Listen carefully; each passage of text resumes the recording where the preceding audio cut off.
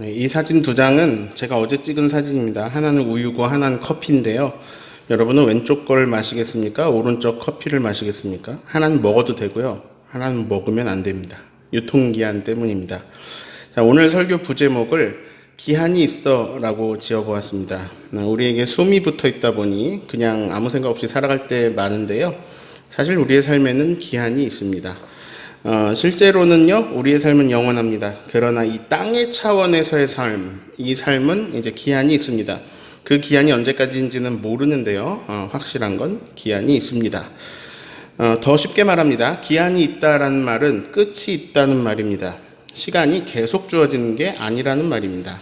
모세의 17번째 시간입니다. 자, 애굽에 재앙이 왔어요. 4번이나 왔습니다. 나일강이 피로 변하고요. 나일강에서 개구리가 올라오고요. 땅에 티끌이 이가 되었고요. 그리고 파리떼가 들끓었습니다. 애굽이 초토화되었습니다. 이제 바로는 좀 정신을 차려야 하지 않을까요? 1절을 읽습니다. 여호와께서 모세에게 이르시되 바로에게 들어가서 그에게 이르라. 히브리 사람의 하나님 여호와께서 말씀하시기를 내 백성을 보내라. 그들이 나를 섬길 것이니라. 네, 하나님 말씀 계속 똑같습니다. 하나님 바로에게 요구하시는 게 똑같아요. 내 백성을 보내라. 그들이 나를 섬길 것이다. 재밌는 것은 하나님이 바로에게 요구하는 것도 똑같은데 바로의 대응도 똑같다는 거예요. 거절입니다. 자, 평행선이라고 들어보셨을 거예요. 두 선이 있습니다. 지금 여기서 크리센에서는 이제 선이 짧은데요. 이걸 길게 늘려보는 거예요. 이걸 아무리 길게 늘려도 이제 평면에서는 만나지 않는 선을 이제 평행선이라고 부릅니다. 어떤 분의 블로그에서 공감이 되는 글귀가 있어서 가져왔는데요. 나와 너의 거리 조금만 더 가면 잡을 수 있을 것 같은데 사이가 좁혀지지 않네. 이런 평행선을 그림으로 그려놓은 글귀를 보았습니다. 하나님하고 바로가 평행선을 달리는 것처럼 보입니다. 하나님도 똑같고요. 바로도 계속 똑같고요. 사이가 좁혀지지 않는 것 같아요. 그러나 이제 이건 평행선이 아닙니다. 평행선은 계속 늘려도 닿지 않는 선이거든요. 근데 하나님은 계속 같은 자세를 취하실 수 있습니다. 왜냐하면 하나님은 무한하시거든요. 그러나 바로는 계속 같을 수 없습니다. 바로는 유한하니까요. 바로는 끝없이 하나님과 평행하게 갈 수 없습니다. 성경은 이걸 계속 알려주십니다. 인간은 제국을 세운다. 그런데 모든 제국은 무너진다. 하나님 나라만이 영원하다. 자, 왜 제국이 무너지느냐? 제국을 세운 인간이 가진 힘이 기한이 있기 때문입니다. 이런 일은 지구촌 전체를 봐도 일어나고요. 사이즈를 확 줄여서 보면 한 가정에서도 일어납니다. 한국은 유교 문화가 강했습니다. 어른 중심, 남성 중심의 가부장제 사회는 많이 변하고는 있지만 아직 뿌리 깊게 남아 있습니다. 한 가정의 가장은 보통 남자 어른이었습니다. 우리네 아버지들이 그 역할을 했습니다. 그래야 하는 시대였고 그게 맞는 시대였습니다. 가치관은 변해갑니다. 당시에는 그 가치관이 우리에게 너무 당연한 것이었습니다. 그래서 가정은 아버지 제국이었습니다. 아버지는 가정이라는 작은 제국의 왕이었고 엄청난 책임감과 중압감으로 그 왕관의 무게를 견뎌내야 하는 실상 굉장히 외롭고 고달픈 인생들을 살아오셨습니다. 보통 가정마다 아버지가 제국의 왕이다 보니 가정마다 분위기가 달랐습니다. 어떤 왕을 만나느냐에 따라 백성들의 삶이 달라지거든요. 어떤 왕은 경제적으로 탁월한 능력이 있습니다. 어떤 왕은 정서적으로 굉장히 풍부합니다. 어떤 왕은 몸이 아파서 일을 못합니다. 어떤 왕은 도박에 빠져 있습니다. 어떤 왕은 자기 제국을 포기하고 도망을 갑니다. 당연히 아버지가 가장이 되는 사회, 그런 사회를 살아온 우리에게 어떤 아버지를 만나느냐, 이게 곧 나의 삶을 결정짓는 굉장히 큰 요소였습니다. 그래서 여러분의 가정을 볼 때 그 아버지의 제국이 영원하던가요? 어느 날 보니 그 강인해 보였던 아버지의 어깨가 굉장히 초라해 보입니다. 너무 강해서 범접할 수 없었던 아버지의 제국이 그다지 위협적으로 보이지 않습니다. 어느 날 보니 아버지에게 한마디도 못하시던 어머니가 큰 소리를 내고 있고 아버지는 어머니가 하라는 대로 고분고분 행동하고 계십니다. 그런 농담이 있죠. 이사 갈 때 놓고 갈 수 있으니까 비싼 물건 꽉 붙잡고 있어라, 이런 말이 있습니다. 아버지의 남성 호르몬도 줄어들고 또 자녀들의 신체가 아버지보다 커지고 경쟁력도 아버지보다 커지고 체력도 지식도 자녀들이 더 뛰어납니다. 여전히 가정은 아버지가 가장인 모습을 하고 있지만 실제로 아버지의 의견은 예전처럼 절대적이지 않고 또 이제는 어머니의 의견대로 되기도 하고 자녀들이 가정의 일을 결정하고 이렇게 되죠. 작은 제국, 가정, 요것만 봐도 영원한 제국은 없습니다. 왜냐하면 그 힘이 영원히 갈 수 없기 때문입니다. 현명한 사람은 기한이 짧은 사람의 제국에 목숨 걸지 않습니다. 현명한 사람은 영원한 나라에 마음을 둡니다. 그 나라에 투자를 합니다. 목사님, 그래도 그 힘이 있는 기간만큼은 그 힘 있는 사람의 제국에 줄 서는 게 현명한 거예요. 네, 맞습니다. 근데 그건 그 제국의 왕이 좋은 왕일 때만 그렇습니다. 우리 민족은 수천 년간 아버지가 왕이 되는 가부장적 가정을 베이스로 살아왔어요. 그런데 어느 가정은 행복하고 웃음꽃이 피고 어느 가정은 아버지에 대한 분노와 원망에 사로잡혀서 살기도 하였습니다. 그 가정의 왕이 누구냐에 따라 가정의 분위기는 완전히 다르거든요. 어질고 덕이 뛰어난 임금을 성군이라고 부르고요. 사납고 악한 임금을 폭군이라고 부릅니다. 백성은 대대로 성군을 만나느냐, 폭군을 만나느냐에 따라 삶이 결정되어 왔습니다. 그런데 어느 나라든 어느 집단이든 성군을 만나는 게 쉽지 않습니다. 왜냐하면 욕심으로 똘똘 뭉쳐서 그 온 에너지를 자기 제국을 세우는 데 집중하는 사람, 아니면 그런 집단, 그런 공동체, 그런 사람들이 결국 권력을 잡게 마련이거든요. 이 권력을 잡는 과정에서 굉장히 많은 피를 흘리게 됩니다. 그리고 그렇게 권력을 잡으면 또 그 권력을 유지하기 위해서 또 많은 피를 흘리게 됩니다. 출애굽기 말씀에서 바로는 히브리 민족의 수가 많아지니까 이걸 두려워했습니다. 그래서 아기가 태어나면 아들들을 다 죽이는 정책을 썼습니다. 그렇게 권력을 유지하면서 히브리 민족을 노예로 부렸고 이것은 하나님 보시기에 악했습니다. 그 바로가 죽었고요. 새 바로가 애굽을 지금 다스리고 있습니다. 자, 새 바로는 성군이었냐? 아닙니다. 새 바로도 폭군입니다. 하나님께 제사하겠다라는 히브리 노예들에게 짚을 더 주지 말고 벽돌 생산량은 동일하게 하라 이렇게 명령합니다. 히브리 백성들의 고통 소리가 계속 하나님께 전달됩니다. 하나님은 모세와 아론을 보내어 바로에게 말씀하십니다. 내 백성을 보내라. 바로는 계속 거절합니다. 싫다. 자, 하나님이 애굽에 4번의 재앙을 내리셨는데도 이 구도가 계속 평행선으로 가고 있습니다. 그러면 어떤 일이 일어날까요? 5번째 재앙이 내리지 않을까요? 2절, 3절을 읽습니다. 네가 만일 보내기를 거절하고 억지로 잡아두면 여호와의 손이 들에 있는 내 가축 곧 말과 나귀와 낙타와 소와 양에게 더하리니 심한 돌림병이 있을 것이며 5번째 재앙을 악질 재앙이라고 부릅니다. 옛날 개역 한글 성경은 악질이라는 단어로 번역을 했는데 요즘 악질이라는 단어를 잘 안 쓰니까 이제 개역 개정 성경은 돌림병이라는 단어를 썼습니다. 번역을 했어요. 저는 전염병이라는 제목을 붙였습니다. 애굽의 가축들이 이제 전염병에 쓰러지는 거죠. 주영광 성도님들은 저하고 신앙생활을 함께한 지 이제 햇수로 9년째예요. 그동안 저의 성경 해석의 필터를 다 배우셨어요. 그래서 이제 성경 말씀 속에서 말씀이 무엇을 말하고 있는지를 그 필터를 통해 알고 계십니다. 성경 전체는 하나님 나라를 증언하고요. 하나님 나라의 두 기둥은 사랑과 정의입니다. 그 중에서도 사랑. 이 사랑이 하나님의 창조 세계를 살아가는 원리가 됩니다. 우리 교회 교우들은 아주 방대하고 복잡한 이 성경의 말씀들을 9글자로 요약할 수 있습니다. 이걸 한 명도 빠짐없이 다 알고 계십니다. 그게 뭐죠? 하나님이 주인이시다. 예. 오늘의 표현으로 하면요. 하나님이 성군이시다. 하나님만이 영원한 나라의 영원한 성군이십니다. 진리는 무척 단순합니다. 하나님만이 모든 나라의 영원한 성군이십니다. 모든 것의 주인이십니다. 모든 것을 주관하십니다.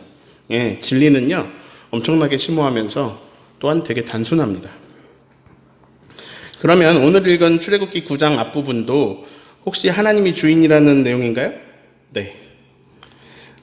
자, 그러면 이 단순한 진리에서 벗어나는 상황은 뭐가 있을까요? 하나님 주인이시다에서 벗어나는 상황? 굉장히 쉬워요. 하나님 아닌 다른 것이 주인이 되는 상황입니다. 하나님 아닌 다른 것이 주인인 나라는 하나님의 나라가 아닙니다. 자, 하나님 말고 다른 것이 주인 되면 하나님 나라 아니에요. 임종철이 주인이 되는 나라는 임종철 나라입니다. 임종철의 소유고요. 임종철의 다스림이 그 나라를 지배합니다. 그 나라는 임종철의 욕구로 운영이 됩니다. 그 나라에 임종철의 욕심이 작용할 때 그 욕심은 죄를 낳고 그 죄는 사망의 열매들을 가져옵니다. 지금 하고 있는 말들은 성경이 기록된 시대의 옛날 이야기가 아닙니다. 모든 시대, 모든 세상의 이야기이고 또 지금 우리의 이야기입니다. 현재 온 지구촌이 이 사망의 열매들을 보면서 괴로워하고 있습니다. 왜 그럴까요? 무척 간단합니다. 하나님이 주인이 아니기 때문입니다. 러시아의 수장 푸틴은 자기가 주인이 되고 싶어 합니다. 인간은 제국을 세우려고 합니다. 과거의 소련은 제국을 세웠습니다. 그러나 인간이 세운 제국은 무너집니다. 소비에트 연방, 소련, 이 소련이 무너지고 여러 나라로 갈라졌습니다. 그중 하나가 우크라이나예요. 지금 러시아하고 우크라이나가 왜 전쟁을 할까요? 지도를 보면 이해가 쉽습니다. 자, 이 세계 지도를 보시면 초록색이 러시아고요. 이제 주황색 부분이 우크라이나입니다. 문제는 붙어 있다는 거예요. 옛날에 소련이 너무나 강했기 때문에 미국, 캐나다, 유럽 국가들을 중심으로 위주로 소련을 견제하기 위해서 어떤 기구를 만들었는데요. 북대서양 조약기구, 나토입니다. 지금 여기 지도에 하늘색 나라들이 나토 회원국들입니다. 우리나라 사람들도 민주당 지지하는 사람들, 국민의힘당 지지하는 사람들이 서로 생각이 다르잖아요. 우크라이나 사람들도 생각이 다릅니다. 러시아하고 같은 뿌리를 가졌거든요. 그래서 친러시아 집단이 있습니다. 특히 이제 러시아랑 가까이 있는 지역에 있는 우크라이나 사람들은 친러시아 성향이 셉니다. 조상들이 같으니까요. 러시아 사람하고 우크라이나 사람하고 친가족이고 막 그런 집들도 많아요. 반대로 또 반러시아 집단도 있겠죠. 러시아에서 먼 쪽 사람들이 대체로 그렇고요. 2000년 이후에는 반러시아 세력의 힘이 더 커졌습니다. 그들이 정권을 잡았습니다. 지금 정권도 그 정권이에요. 이 반러시아 정권이 나토에 가입을 하려고 하는 거죠. 자, 나토는 소련하고 적대 관계에 있습니다. 만약에 우크라이나가 나토에 가입을 하면 이 나토의 국가들, 이 나토 국가의 군대들, 특히 미국 군대가 소련 국경 바로 앞에까지 배치될 수 있습니다. 같은 나토 동맹국이어서 미군 부대가 소련 바로 앞에, 국경 앞에 배치될 수도 있는 거예요. 이거는 소련 입장에서는 굉장히 위협적인 일입니다. 자, 미국이 군사력 세계 1위, 소련이 군사력 2위. 둘이 전쟁하면 바로 세계 3차 대전이 되는 거예요. 무서운 일입니다. 이거 전쟁 일어나면 안 되니까, 갈등이 심하니까 이제 서로 싸우지 말자고 소련하고요, 나토하고 옛날에 약속을 했습니다. 나토는 더 이상, 나토가 이쪽에 있고 소련이 이쪽에 있으면 나토 국가들이 더 이상 동쪽으로 뻗어나가지 않겠다. 이런 약속을 했는데요. 문제는 그 약속이 그냥 말로 한 약속이라는 거예요. 러시아 입장에서는 우크라이나가, 여기 러시아가 있고 우크라이나가 있는데 이 우크라이나가 나토에 가입을 하면 그러면 이 나토가 더 동쪽으로 뻗어나가서 러시아를 위협하고 있는 게 되는 거죠.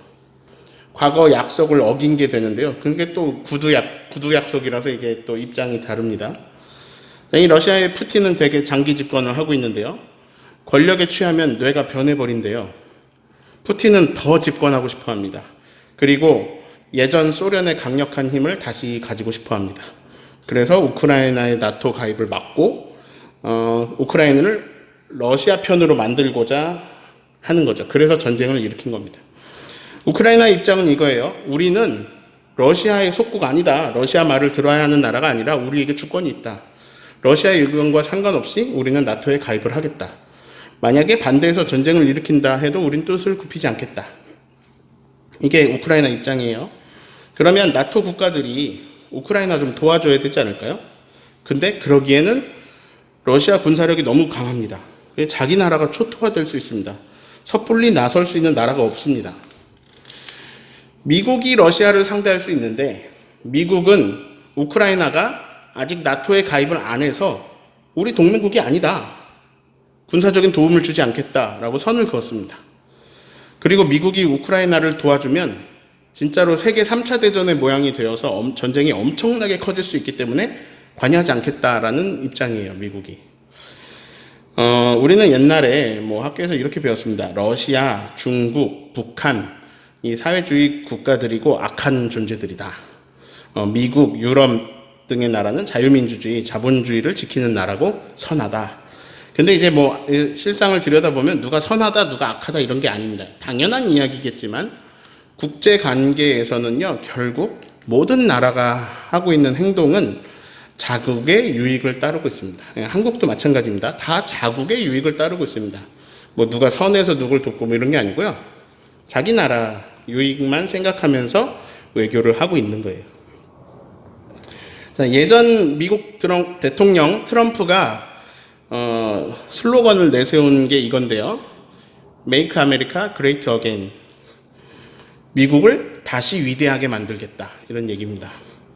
트럼프가 미국 국민들한테 말하는 거죠. 야, 우리 미국이야.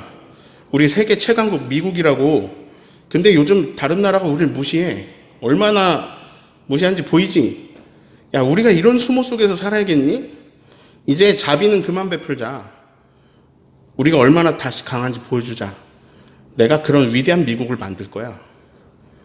자, 미국 사람들이 이런 얘기를 들으면 어떨까요? 그들은 부강함을 경험한 사람들이에요. 자기 나라가 부강하게 일으켜주겠대요. 다른 나라 막 도와주고 이런 거 필요 없고 자기 나라가 1순위래요. 무조건. 자국민 1순위. 이걸 사람들이 좋아하고 선택합니다. 그걸 선택한 사람들이 많으니까 트럼프가 당선이 되었던 거죠. 자, 푸틴이 전쟁 일으키면서 국민들한테 뭐라 그랬을까요? 우리 러시아야. 근데 옛날에 우리 꼬봉, 뭐 우크라이나 이거 보이지도 않는 이 나라가 나토 힘을 빌려서 우리를 위협하겠다고 하는데 옛날 소련의 명성을 되찾아야 되지 않겠어? 이 시진핑이 중국 사람한테 하는 말이 뭘까요? 내가 위대한 중국을 만들겠다. 내가 당신들을 잘 살게 해주겠다. 세계에서 최고로. 이명박 전 대통령도 똑같은 말을 했습니다. 잘 살게 해줄게. 경제만은 잡는다. 경제 대통령. 사람들이 이명박 대통령 다 뽑았고요.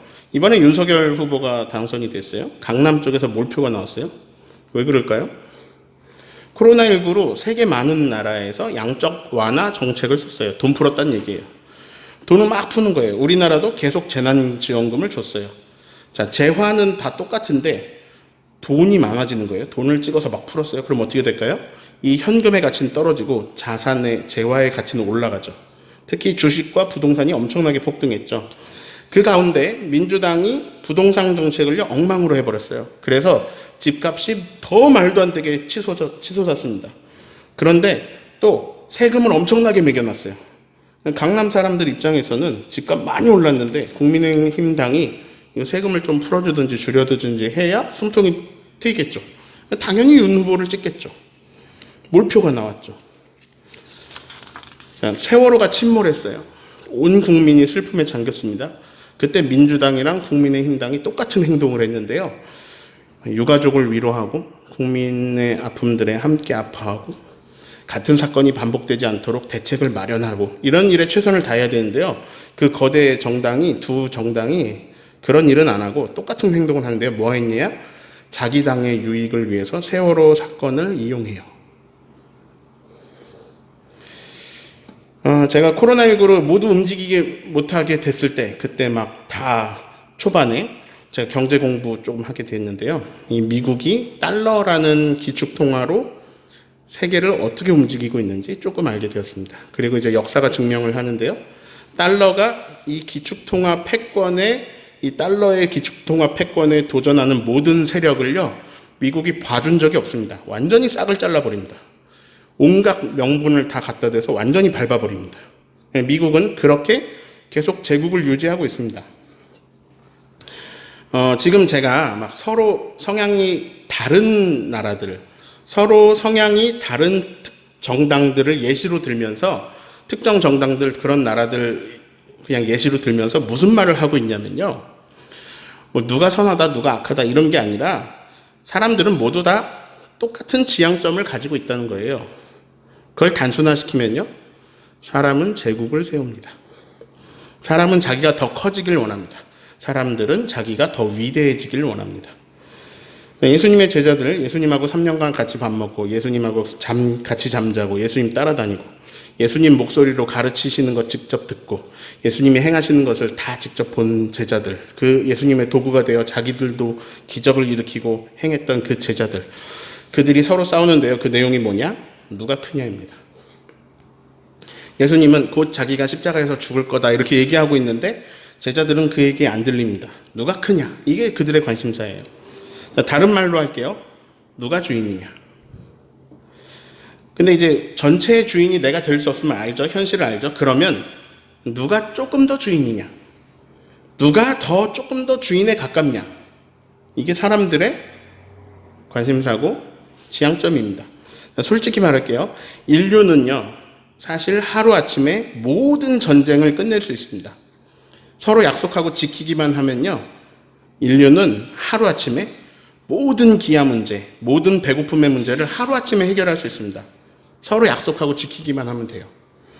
서로 해치지 않겠다고 약속하고요. 전 세계 모든 나라들에 들어가는 국방비를, 그거를 모든 가난한 사람들을 먹이는 데 쓰면요, 하루아침에 전 세계에서 가난으로 굶어야 되는 사람이 모두 사라집니다. 모두가 먹을 수 있는 충분한 음식이 있습니다. 충분한 돈이 있습니다. 근데 그걸 못합니다. 아직은 그런 일을 할 수가 없어요. 왜냐하면 누군가는 다른 사람이 굶어 죽더라도 내가 부자가 되는 걸 선택할 거거든요.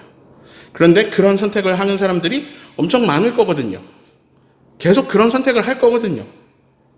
내가 더 커질 수 있다면, 내가 더 우위에 설 수 있다면, 내가 지배할 수 있다면, 내가 다스릴 수 있다면 누군가 피해자가 나오든 누가 어떻게 되든 그 일을 할 거거든요. 인류 역사는 그런 역사로 가득합니다. 소수의 사람들이 권력을 잡기 위해서 수많은 사람들이 희생을 치릅니다. 제주 4.3도 큰 눈으로 보면 결국 그 패권 다툼 속에 일어난 양민 학살의 성격이 들어있습니다. 누가 크냐? 이 가치관으로 제국을 세우는 인간들, 주인이 되고 싶어하는 인간들, 그들에게 성경은 너무 단순한 말씀을 주십니다. 너네 주인 아니야. 하나님이 주인이시다. 이 진리를 따르고 싶으면 자기가 주인됨을 부인하고 오히려 자기 십자가를 지고 예수님의 사랑을 따르면 돼. 바로 입장에서 생각해 볼까요? 자기가 태어나니까 왕족이에요. 태어나니까 내가 왕족인데 그것도 인류 최강대국 애굽의 왕족이에요. 그리고 선왕이 돌아가시고 내가 왕이 됐어요. 나는 원래 왕이에요. 나는 처음부터 왕이에요. 히브리 사람들이 이 선왕께서 노예로 잘 만들어 놓으셨어요. 그들의 노동력은 끝내줘요. 히브리 사람들이 고되고 힘들게 살수록 애굽 사람들은 풍요롭고 편해집니다. 애굽 사람들은 애굽 왕에게 환호를 보냅니다. 애굽이 전쟁만 하면요, 전쟁이 일으키면 강하니까 이겨요. 그러면 전리품이 생겨요. 그 전리품으로 인해 애굽은 풍요로워져요. 노예들이 생겨요. 노예들로 인해 더 편리해져요.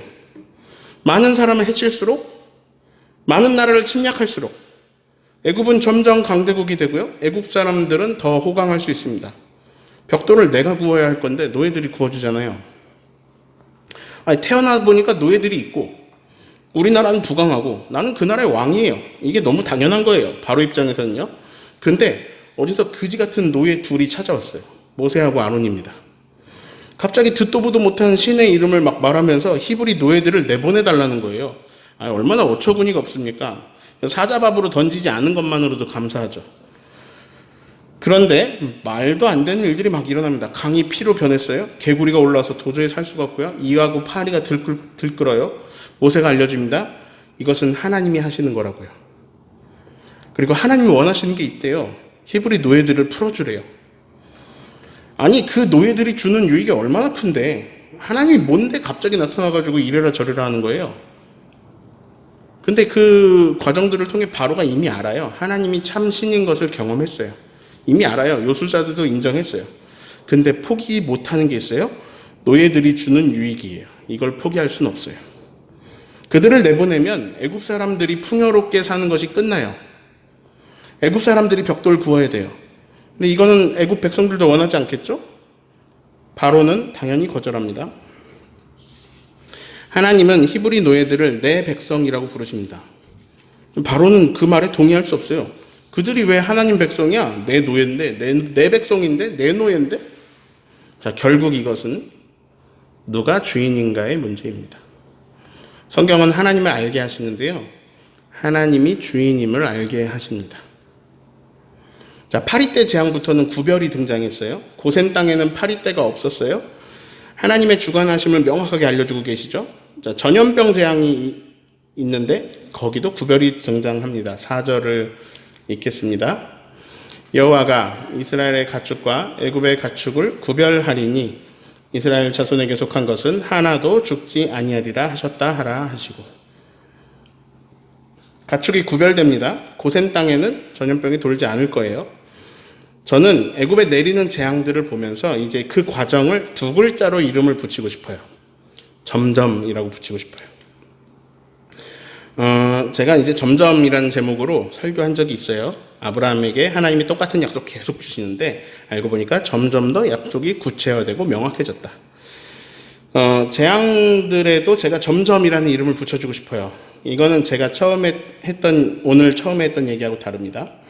처음에는 평행선 얘기를 했습니다. 하나님하고 바로가 평행선을 간다. 그런데 아닙니다. 점점 한쪽이 포기하는 방향으로 가고 있습니다. 그러니까 이것 둘은 만나지 못하고 계속 가는 게 아니에요. 한쪽의 고집이 무너질 수밖에 없습니다. 왜냐하면 기한이 있기 때문입니다. 그리고 재앙의 강도가 점점 강해지기 때문입니다. 자, 여태까지의 재앙은 이 정도였어요. 괴롭다, 너무 괴롭다, 못 살겠다. 마실 물을 새로 파내야 되고, 개구리 막 해충 여기 시달렸죠. 이게 삶의 질이 떨어진 거예요. 근데는 이제는 무언가가 죽기 시작합니다. 죽음의 영역이 왔어요. 물론 나일간 물고기도 죽었고 개구리도 죽었죠. 근데 그것들보다 훨씬 더 삶에 밀접한 것들이 죽기 시작합니다. 가축이 쓰러집니다. 그리고 죽습니다. 자, 가축은 이동수단이기도 합니다. 말, 낙타 이런 건 타고 다니죠. 또 가축은 식량이기도 합니다. 고기죠. 이 부강한 강대국이다 보니까 고대에도 고기를 먹을 수 있는 환경이었어요. 그리고 가축은 재산입니다. 소유물이고요. 가축은 재산이에요. 그리고 그 가축은 생명들입니다. 근데 강도가 점점 세지고 있어요. 가축이 죽었습니다. 피해가 너무 큽니다. 바로는 궁금해서 고센 땅에 사람을 보내봅니다. 말씀대로 구별이 있었습니다. 이스라엘의 가축들이 죽지 않고 살아 있었습니다. 자, 우린 여기서 알 수 있습니다. 하나님은 생명 또한 주관하시는 분이다. 생명의 주인이 하나님이시다. 자, 애굽 사람들은 신을 많이 섬겼죠. 벌레도 신인데 동물 신이 없을까요? 애굽 사람들에게 가축이 쓰러지는 거, 이게 무슨 의미일까요? 암소 모양의 하토르 신, 강한 황소 신, 무네비스, 아피스, 이 풍요를 주고 있는 가축 신들이 참신 하나님 앞에서 쓰러집니다. 무너집니다. 그들은 점점 더 하나님을 알아가게 됩니다. 애굽 사람들에게 신들은요, 전부 영역이 나뉘어 있습니다. 그런데 진짜 신이신 하나님은 개구리나 벌레 정도를 주관하는 게 아니라 모든 영역을 주관하고 계심을 점점 더 계속 깨달아가고 있습니다. 게다가 생명이 하나님의 영역이라는 것을 막 알게 됩니다. 자, 6번째 재앙은 악성 종기입니다. 3번째 재앙, 이재앙에서도 그랬는데요. 이번에는 바로에게 선택의 기회가 없습니다. 바로가 백성을 거절하면 재앙이 임한 게 아니에요.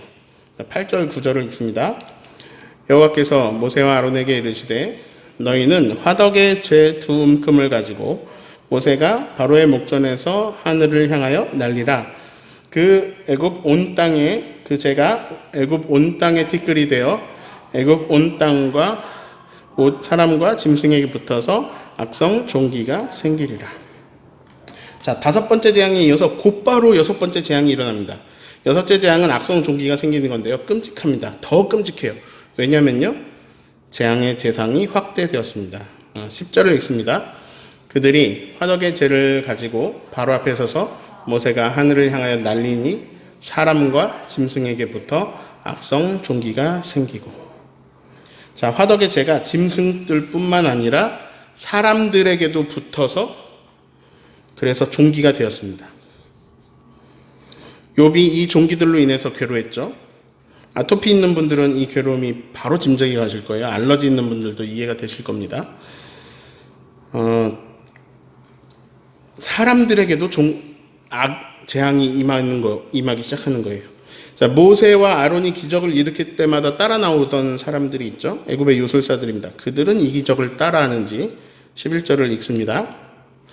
요술사들도 악성 종기로 말미암아 모세 앞에 서지 못하니 악성 종기가 요술사들로부터 애굽 모든 사람들에게 생겼습니다. 자, 처음에는요, 요술사하고 모세 아론의 대결 구도 같이 보였을지 모릅니다. 그러나 이 재앙부터, 땅의 티끌이 이로 변하는 재앙부터 요술사는 이미 하나님이 인정했습니다. 그리고 그들은 하나님과 대결하고 모세하고 대결하는 존재가 아니라 하나님의 다스림 속에 있는 존재들인 것이 지금 아주 극명하게 드러났습니다. 애굽 요술사의 얼굴을 봐도 하나님의 주관하심이 보입니다. 하나님이 주관자이심이 보입니다. 이건 누구도 부인할 수가 없게 되었습니다. 또한 악성 종기 재앙을 통해서 애굽의 신, 질병과 치료의 여신 세크메트, 그리고 이술의 여신 이시스, 이런 애굽의 신들이 아무런 힘이 없다는 것도 드러나게 되었습니다. 그러나 바로는 이런 상황 속에서도 마음을 완악하게 합니다. 자, 이 여섯째 재앙, 개역 한글 성경으로는 독종 재앙이죠. 악성 종기 재앙에서 처음으로 나오는 말씀이 있는데요. 이 부분에서 사람들은 고개를 갸우뚱하게 됩니다. 12절을 읽습니다. 그러나 여호와께서 바로의 마음을 완악하게 하셨으므로 그들의 말을 듣지 아니하였으니 여호와께서 모세에게 말씀하신 것 같더라. 자, 여태까지는요, 바로의 마음이 완악하다, 완강하다, 바로가 스스로 마음을 완악하게 했다, 이런 식으로 나왔는데요, 이해할 수 없는 말씀이 나옵니다. 하나님께서 바로의 마음을 완악하게 하셨다라는 말씀이 나옵니다. 자, 이 부분을 가장 다들 궁금하게 여기시는데요, 이 부분은 시간이 부족해서 다음에 다루도록 하겠습니다. 그래서 이제 정리를 해보자면 이렇습니다. 다섯째 재앙, 가축의 전염병. 여섯째 재앙, 악성 전기를 통해서 애굽의 신들은 가짜일 뿐 여호와 하나님만이 참신이라는 게 더 극명하게 드러나게 되었다. 네, 오늘 제가 강조하는 지점은 따로 있습니다. 다섯 번째 전염병 재앙에서 나온 하나님 말씀인데요, 5절을 읽겠습니다. 여호와께서 기한을 정하여 이르시되 여호와가 내일 이 땅에서 이 일을 행하리라 하시더니. 자, 오늘 제가 설교 부제목을 기한이 있어 라고 지었어요. 하나님 바로에게 이렇게 말씀하시는 거예요. 선택권을 줄게. 내 백성을 보내라. 근데 억지로 잡아두고 보내지 않으면, 2절이에요. 억지로 잡아두고 보내지 않으면 가축들에게 전염병이 돌 거야. 자, 선택이다. 이 선택에는 기한이 있어. 내일까지다. 생각보다 고민할 기한이 너무 짧습니다. 우유 하나도 기한 지나가면 못 마셔요.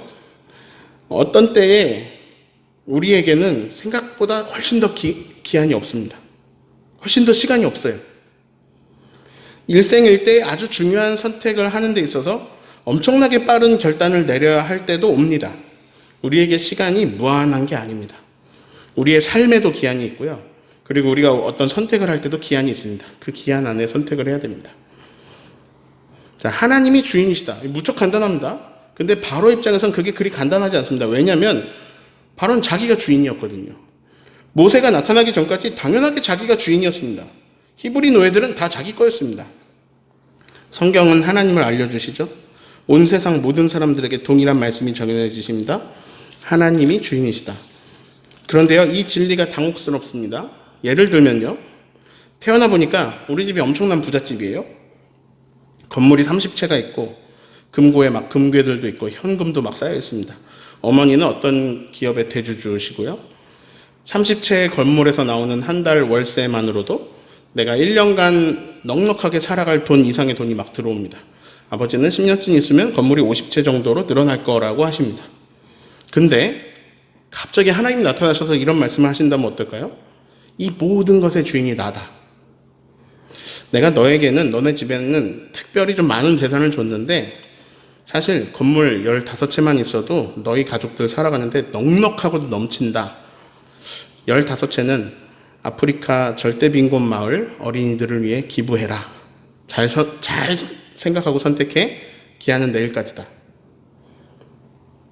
이러면요, 바로하고 비슷한 선택을 할 사람은 너무나 많습니다.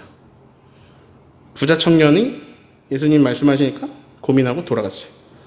아무도 이미 내 거라고 생각한 걸 빼앗기고 싶어 하지 않습니다. 하나님이 푸틴에게도 아마 어떤 통로로라도 말씀하셨을 건데요. 러시아? 그만하면 충분하지. 아까 지도 보셨죠? 충분하지. 내가 주인인데 왜 너는 항상 네가 주인 되려고 하냐? 전쟁은 절대 일으키면 안 된다. 수많은 명분들, 어떤 이권들보다 훨씬 더 소중한 그 사람들의 생명은 내 것이다. 내가 주인이다. 기한을 줄게. 내일 전쟁 없다고 말해라. 사람들에게. 그런 말씀을 하셨을 겁니다. 그러나 그는 하나님 말씀 무시하고 전쟁을 일으켰습니다.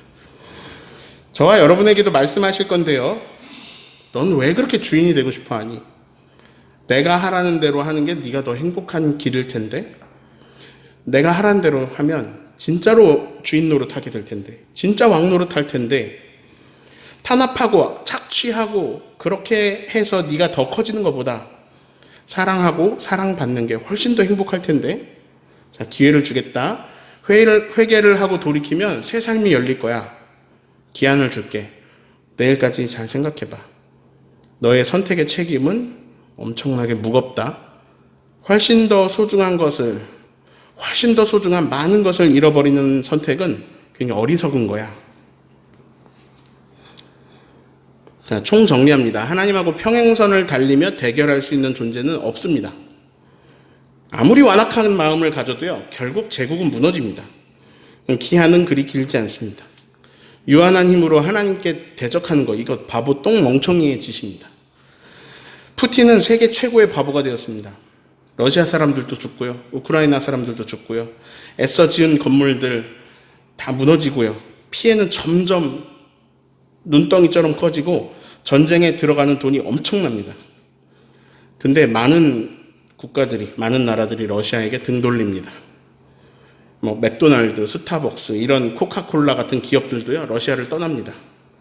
은행들이 러시아 루블화, 이거 환전을 중단해 버렸습니다. 러시아 루블화가 가치가 떨어져가지고 지금 외환위기가 오고 또 국가 부도의 위험한 상태가 되었습니다. 러시아가 경제가요, 완전히 추락해 버렸습니다. 러시아는 더 부강해지려고 이 일을 하지만 한없이 쪼그라들고 있습니다. 모두에게 동일합니다. 하나님이 주인이십니다. 내가 주인이 되거나 아니면 하나님 아닌 다른 주인을 세우는 거, 이게 당장은 더 위대한 나를 만들어주는 것으로 보이지만 그 기한은 유한하고요, 책임질 수 없는 괴로운 열매들을 계속 가져옵니다. 기한이 유한하고 사망의 열매들을 계속 가져올 그런 선택, 이거를 선택할 것이냐, 하나님 나라를 선택할 것이냐, 고민할 수 있는 기한도 길지 않습니다. 우리는 다 유한합니다. 가장 좋은 선택은 사실 쉽습니다.